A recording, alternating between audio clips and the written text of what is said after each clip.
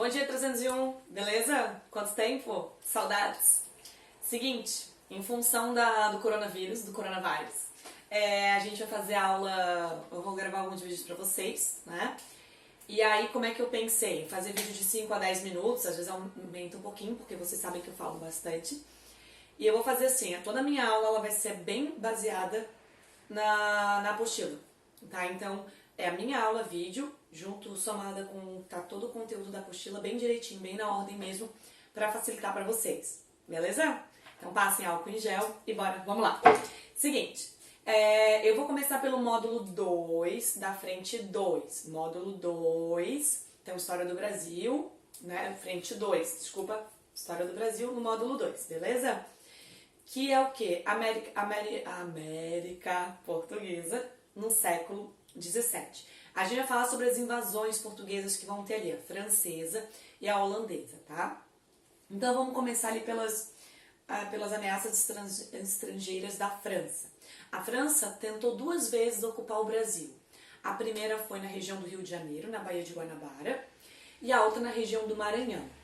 Quando ela tentou invadir no Rio de Janeiro, o objetivo dos franceses era criar uma França Antártica, ou seja, uma França naquela região aqui da América, né? Qual foi a estratégia que eles criaram? Os franceses vão se aliar a grupos indígenas que não se davam bem, como os tamoios, por exemplo, não se davam bem com os portugueses, e aí vão tentar montar ali uma colônia na região do Rio de Janeiro, na Baía de Guanabara. Vai dar certo? Não vai dar certo, a gente sabe que senão o Rio de Janeiro não estaria falando português, estaria falando francês, né? Mas eles tentaram. Por que não deu certo? Alguns fatores como, por exemplo, falta de condições mesmo financeiras, baixos salários para a galera que estava vindo para colonizar e os conflitos religiosos, porque nesse meio, quando os franceses vieram para cá, vai acabar vindo também com franceses católicos e protestantes, e isso vai gerar muito conflito. E aí Portugal, com o Mendes Sá, ele vai em 1560 tentar atacar e dominar, né? E vai acabar conseguindo aí tomar de novo o território. Lembrando que nesse meio tempo, os próprios indígenas que não gostavam dos portugueses vão tentar fazer uma resistência e guerra direto com os portugueses, que vai ser conhecida como Confederação dos Tamoios, que era esse grupo indígena aí que não se dava bem com os portugueses, beleza? Então essa França Antártica, Baía de Guanabara, foi uma tentativa.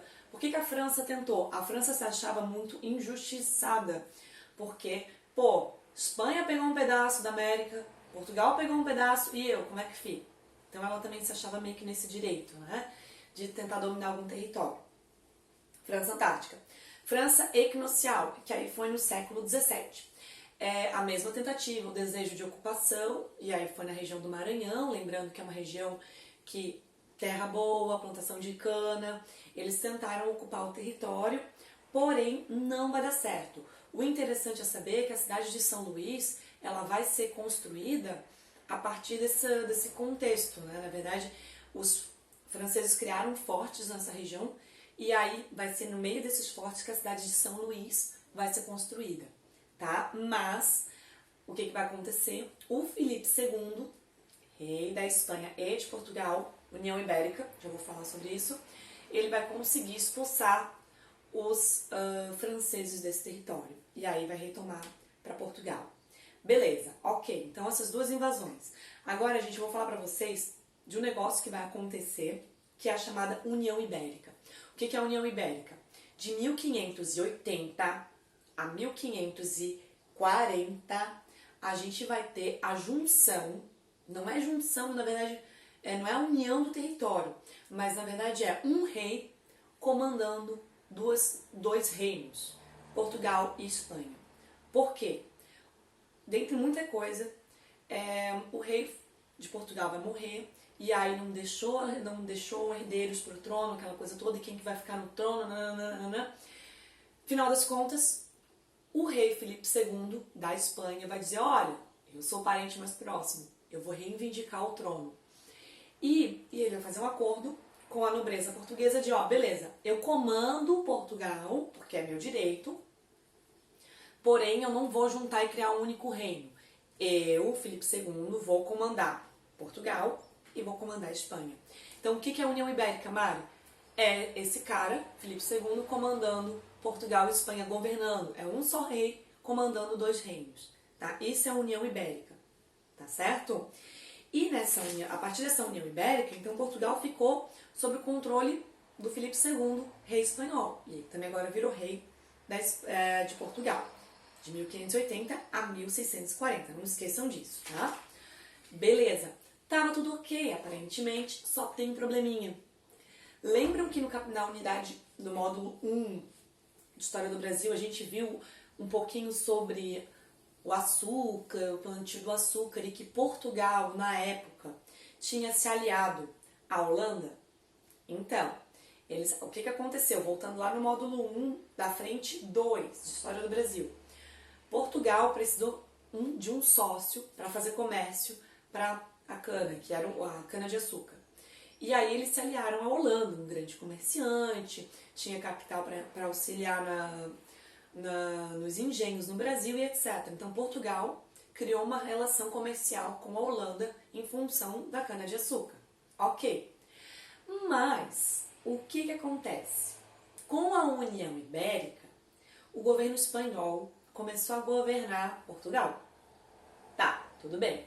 Só que a Espanha tinha uma treta com quem? Com a Holanda. Então, olha a treta toda. A Holanda, ela tem relações comerciais muito boas com Portugal. Só que Portugal é governado agora pelo rei espanhol. E o rei espanhol e a Espanha têm um passado de conflitos com a Holanda. Porque a Holanda já foi domínio espanhol e eles lutaram e conseguiram a autonomia. Então o rei espanhol vai falar: a Holanda está agora se aproveitando da situação e lucrando com Portugal, e eu agora sou rei de Portugal, eu vou cortar os laços com a Holanda. Então o rei Filipe II, ele rompeu os laços comerciais que existiam entre a Holanda e Portugal. Aí pergunto para vocês, a Holanda vai dizer: que pena, investi muito dinheiro lá no Brasil, tudo bem, vou deixar, ou que palhaçada é essa? Eu vou reivindicar e vou tentar invadir o Brasil. É claro que ele vai reivindicar e vai invadir o Brasil. Eles vão criar a VIC, né, a Companhia das Índias Ocidentais, e vão tentar invadir o Brasil, porque afinal eles tinham investido muito capital aqui, nos engenhos, e ganhavam muita grana, porque o açúcar era muito valioso, era muito desejado. E aí o que vai acontecer? Os holandeses vão tentar invadir a partir da Companhia das Índias Ocidentais. É o próprio governo holandês e comerciantes da Holanda que vão se unir para fazer isso. Primeira tentativa, Salvador. A princípio eles vão conseguir dominar Salvador, mas vai ter muita resistência e vão acabar perdendo.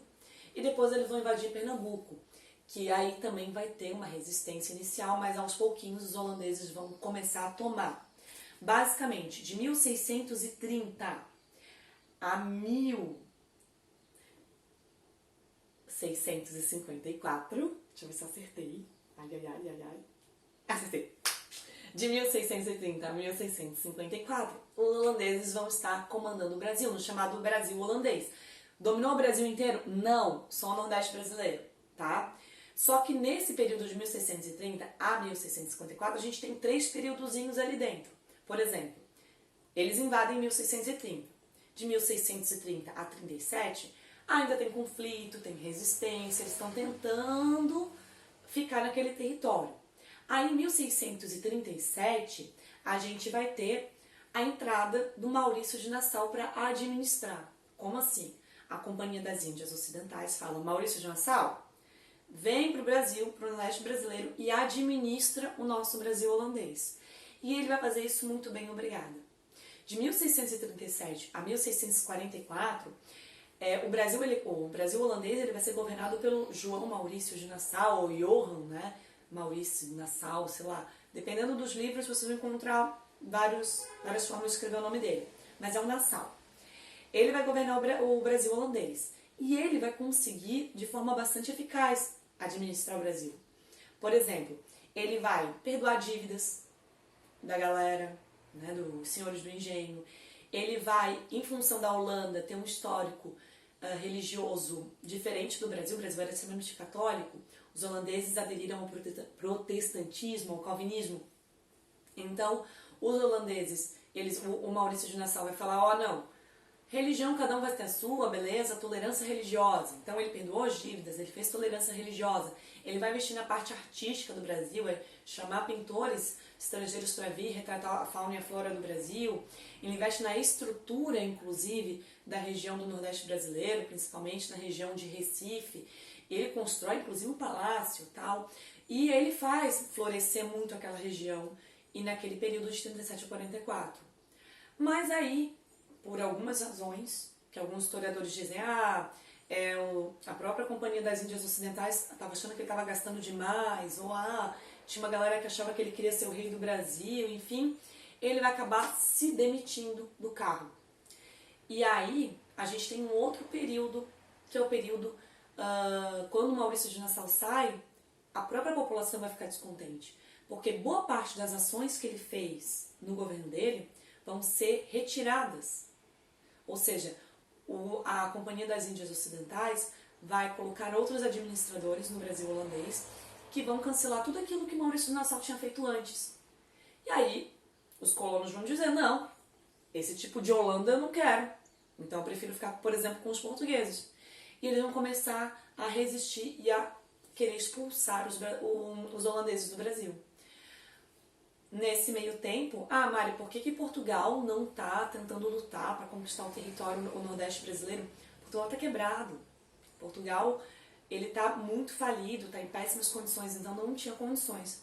No final das contas, o que vai acontecer? De 1645 a 1654, a gente tem os próprios colonos lutando contra os holandeses no Nordeste brasileiro. Os holandeses vão sair do Brasil, mas vai fazer um acordo com Portugal, a chamada Paz de Haia. Mas aí em 1661, falando, não vou mais invadir o Brasil, tudo bem, pode ficar para ti Portugal, mas você paga uma indenização para mim, porque eu investi estruturalmente, investi também nos engenhos de açúcar. E aí vai acontecer isso, essa Paz de Haia, e Portugal vai retomar o território. Só que assim, Portugal está quebrado, como eu falei. Então, após essas invasões holandesas, o Brasil volta a ficar nas mãos de Portugal, porém tem alguns baques. Primeiro, Portugal está quebrado. Segundo, quando a Holanda sai do Nordeste brasileiro, a Holanda, a produção de açúcar, de cana-de-açúcar, já tem outras localidades no mundo, como nas Antilhas. Então, o Brasil não era mais o cara da produção de açúcar. Então, a gente tem o fim do monopólio do açúcar no Brasil. E o açúcar era o que mantinha, o que dava muito lucro para a metrópole, para Portugal. Então Portugal vai ter um grande baque. E aí a gente começa um outro caminho. Portugal começa também a investir numa expansão territorial e na necessidade de encontrar metal precioso também, né? Lembrando, o Brasil, como é que Portugal, falido, quebrado, no século XVII, vai conseguir expandir o território, né? A partir principalmente das bandeiras, dos bandeirantes, né? Os bandeirantes que vão começar, por inúmeros motivos, a adentrar no interior do Brasil e a ocupar, e a conhecer, e a povoar.